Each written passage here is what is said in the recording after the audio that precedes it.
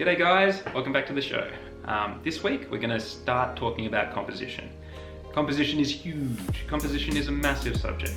It's basically what happens when you take everything you've learned about art and then try and arrange it on a page. The colors, the values, the shapes, everything is going to be subject to the composition. So I'm going to throw my 2 cents in the ring on this subjective topic. And I'm going to go into a little bit of the evolution of our senses and how nature draws attention towards things and pushes attention away from things. So, I'll see you in Photoshop. Composition. Another subjective part of art that I'm going to try and apply some basic rules and guides to. Now it is very subjective, okay?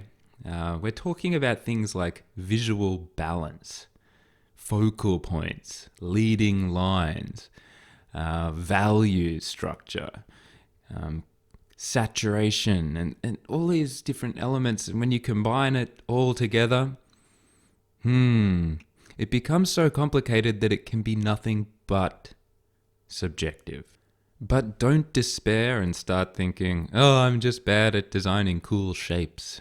My images will never read clearly, all these self-doubt things that happen when you're just starting out. What I'm going to do is give you a bunch of tools that you can use to learn how to move attention around the scene and just sort of give, a rough guide for ways to think about visual balance. And just like how I approach color theory, we're going right back to basics. Sometimes I feel like art is a way of talking to the past. Talking to the systems that developed millions of years ago in the primordial soup. Not to appreciate art, but to filter information for your survival. I'm going to take you back there. Let's go on a journey through time, where we're going to see where perception began, where vision began, and see if it can help us to understand how to engage the advanced senses that we have today. The earliest version of the eye is believed to have arrived around about 540 million years ago. And basically all it was a receptor that could sense whether it was light or dark. This was important because the organism that had this sensor could tell when it was daylight and when it was nighttime. This allowed it to be more efficient and better position itself for photosynthesizing. From this simple beginning, more advanced eyes began to be developed in a kind of evolutionary arms race. Now all seeing in black and white. Now I'll ask you to imagine what the perception of one of these very early primitive eyes might have looked like. Perhaps it was something like this. Too big.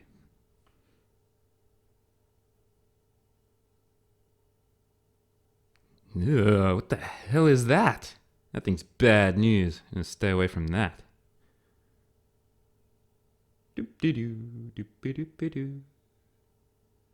Ooh, now that looks like dinner.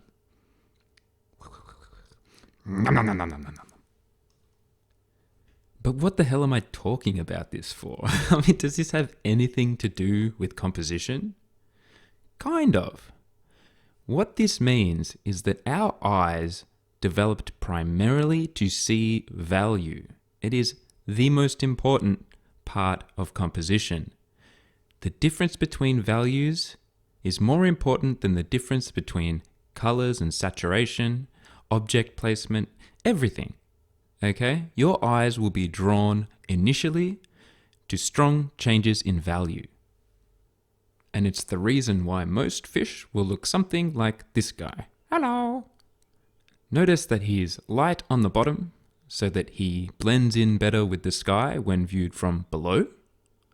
And he's dark on top, which makes it harder for birds to see him from the sky. But what would a little critter do if it wanted to be noticed? Maybe it wants to get funky. How does it attract a mate? Well, there's many different ways. Could have certain smells, make certain sounds, but we can't do that with our art. One thing that they definitely do is something like this. Here we have a boring little bird, but he's cleared himself a space to display. It makes him the only object around, so he stands out. And then, when he attracts a female, he does something like this. Look at me, look at me, look at me, look at me, look at me, look at me. You wanna make a baby? And she's like, "You call that red?" But what's all this telling us about composition? Well, it's telling us that values are the most important part, followed by colourful displays, and if we really want something to stand out, we need to give it a special place, somewhere where it can shine. And so, that's exactly how we should treat our compositions. But, as artists, we need to put a frame around things. We need to put it on a canvas, and that's a limited amount of space. So we have to solve some problems that nature can't provide a solution for, because nature doesn't act in this way. So how do we invite the viewer into the piece, direct them immediately towards our focal point, then allow them to wander around enjoying all of the other details we've thrown in there, while not being led off the page? We need them to feel comfortable, and it's all about balance.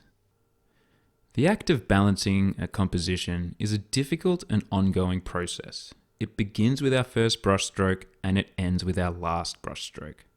Everything we do to the image, if we're changing a color, changing a value, changing the position of an object, it all influences the balance of the piece and therefore affects the composition. This is such a huge, broad topic, and it's going to take years before it really starts to make sense. Luckily, we do have some very simple guides that we can use to get us started just putting together images in readable and understandable ways. And those are the rule of thirds, the golden ratio, and the golden spiral. These are really good starting points that can get you into creating art that feels balanced right away. So I'm going to explain very briefly how they work, and then it's up to you to simply take these rules and begin to experiment with them. Push things around, change things up, see what happens.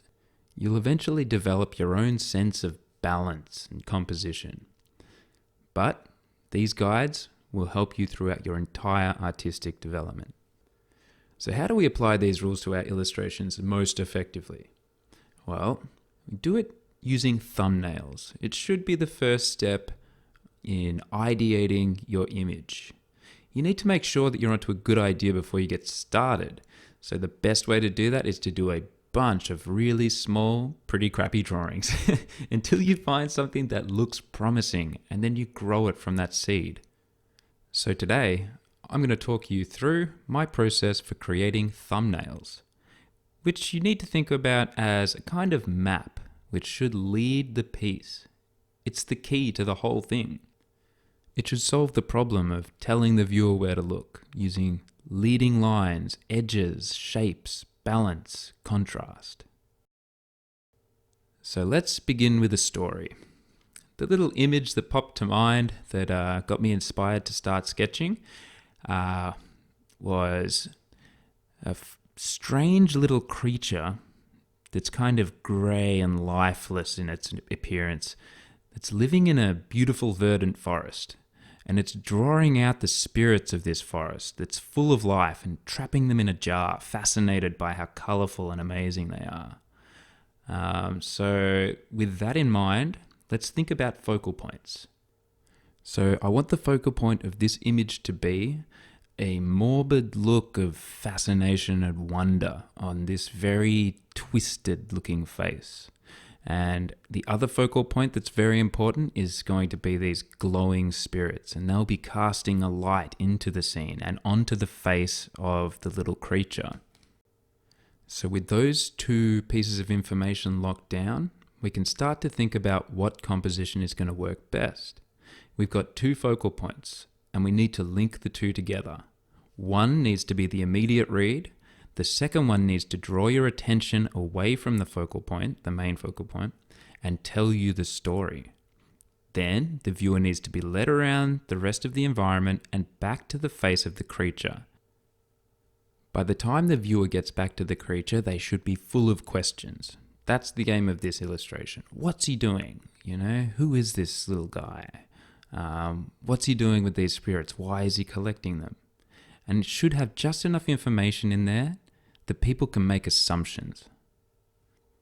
Okay, so I'm nearly done with the whole page of thumbnail sketches, just in that time that I was talking about what they were going to be about. Now this video is sped up, but you should be as fast as possible with these sketches. Don't be too precious, don't sit there and draw in all the anatomy, don't worry if you're just doing a squiggle here and there. It's all about how the shapes relate to one another and how your eye gets led around in that tiny little thumbnail. Where do you look? Where are the big pieces of information that we want in our scene? You want to be asking the really basic questions. Things like, how big do I want my character? How do I most effectively tell the story with the fewest possible shapes? Which direction do I imagine the light coming from? And which parts of the composition are light and which parts are dark? Because of how quick they are, it gives you the freedom to be very loose and try a bunch of stuff that you wouldn't initially think of. When the image is sort of in your mind and you've got a rough idea, start trying to throw down other ideas, because you'll put down all of the standard ideas that you thought of pretty quickly, but try and push it further and further. Maybe try a shot from below or above, or try and really mix up the compositional elements. Zoom the shot right out and get a lot of empty space. Zoom it right in and make it more of a picture just about the character or whatever your subject matter is. Try as many things as you can to make sure you can find out exactly what you do want in your shot and what you don't. Sometimes you'll surprise yourself and end up going in a direction that you had not expected. In fact, if you look at what's going on in the screen at the moment, you will notice that I'm starting to get closer, and it's not at all like the first images that I had drawn. I did away with the swooping S-like curve completely and went with an L-shaped composition, which is something that I don't usually do.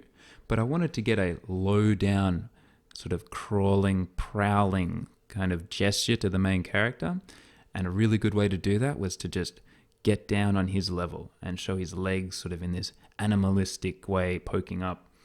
And it came with a really interesting gesture that really lends itself to zooming in on the face, and you could show the expression. So I became excited with this idea of this maybe foreshortening and getting a bit of a forced perspective. I really enjoy putting that in my work. And once I decided on the basic composition, it then becomes a matter of trying to massage it. I copy it over and I start drawing over the top of it a little bit more detail here and there, a little bit more detail. Try pushing it further out, try zooming closer in, try shifting elements around. Eventually you'll start to become happy with the sketch, but it's still not quite done. I like to then check back and see if I can make it even a little bit better. So I think it's at this point I start putting in some guidelines for the rule of thirds and see if I can shift elements around, shrink them down, move them to a more comfortable space, just to see what happens. Sometimes it's good to break the rules just a little bit. Sometimes you get a more interesting read, but they wouldn't call it the rule of thirds if it wasn't pretty much a rule. They just like the idea of putting things on those little intersections and those lines in the rule of third really gives a nice space to an image. It separates things from one another just enough that they don't interfere with one another too much if you're careful. So I moved up the character just a little bit, and it gave a little bit of space underneath the branch, which is going to help a lot later on in the value section, which I'm doing now. And you can see that having that little bit of lighter value down there really helps to balance out the image. It's still not quite balanced at this point, but this is why we're doing these thumbnails, right? If I had jumped into it right off the bat and I hadn't done any planning up front, I could be pulling my hair out later on in the process trying to figure out how to balance my values. But instead, we're breaking up the whole process of image making into stages so that we don't get surprised later on. Now it's quite clear that the tree is presenting a large dark value area that is creating an imbalance in the composition. So I'm trying to figure out ways to work a little bit of a lighter value into that tree trunk, because a tree trunk seems like something that would be difficult to get some lighter values into, unless we started playing with dappled light, but that could become very confusing for the composition because that would have to be consistent throughout the entire illustration. I wanted it to be less complex than that. So what are some solutions I could come up with? One of them was to put the jar full of the little spirits on the little guy's back, and that added a little bit of a lighter value into that tree trunk area and really helped to balance out the focal points. And then this one here was putting some of those spirits coming off on the lower trunk to help get a guiding line to go back up to the focal point and add some of those lighter values into that tree trunk. So now I just want to talk through some of the finer points of this composition and sort of let you know what's going on. Now, when I put those spirits down in the bottom, I didn't just put them in a random place. I'm looking for lines that I can accentuate within my composition that lead through my focal point. The focal point being the face. Now look at this. The directionality of the tree branches, the placement of the arms, the legs, the trees in the background, and all of the major contours of the tree. I didn't put them there by accident. I don't want anything to be there by chance. They're all supporting actors in my composition. The main actor, the Hollywood star, is this creature and their face. Everything else in this entire scene is there to support that main actor.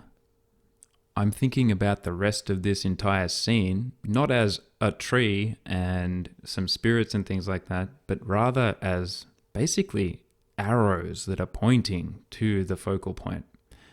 They're just shapes, blocks of geometry there to hold value and balance the image around the focal point. Now here I put in the rule of thirds, and you can see that pretty much bang on those two markers there. And if I draw these lines here, this is my armature. This is basically the structure of the entire image. It's an L-shaped composition, and I've arranged my elements comfortably on that L-shaped composition. Another thing to note, if I do this L-shaped composition, these squares in the rule of thirds, they are darker in general. The central one is the place of most focus. And then in the top left, these are all lighter. And if you look at the distribution of light and dark values, you'll notice that it's not exactly even. It's weighted towards the darks. And that's a good thing. We don't want it to be exactly 50% light values and 50% dark values. But there's other things we also need to consider. We need to keep in mind other things that are going to happen when we move forward with the image. So this value structure is going to change. And if I show you this glowing jar on the back is a light source, and that is going to project some light into this tree. That's an important thing to think about. I think that in this situation, it's really going to benefit because it's going to break out the silhouette of our main focal point and our character. I think it will really help the image. If you look at the spirits on the front, they're going to add the light from the front as well. And we're going to get this nice, exaggerated character lighting, which is going to help separate our focal point from the rest of the image. And that's important to note, but for this stage, all we're thinking about is how the shapes relate to one another. And I think that this thumbnail has served that purpose, so we're good to go on to the next step. We'll do that in the next video.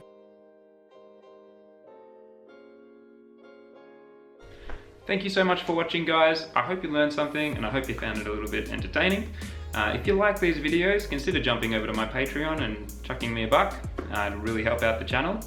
Like, comment, subscribe. If you have any questions, drop them down in the comments below and I'll get back to you. I've made quite a few videos off the back of comments that I have received, so if you do have any questions, don't feel afraid to ask. I might just end up making a whole video just on that topic. Anyway, next week, I'm just going to be jumping in and doing a bit of an illustration. Feeling the need to just create a nice, beautiful piece and talk through the process from beginning to end. So, if you're interested in that, I'll see you next week. Bye-bye.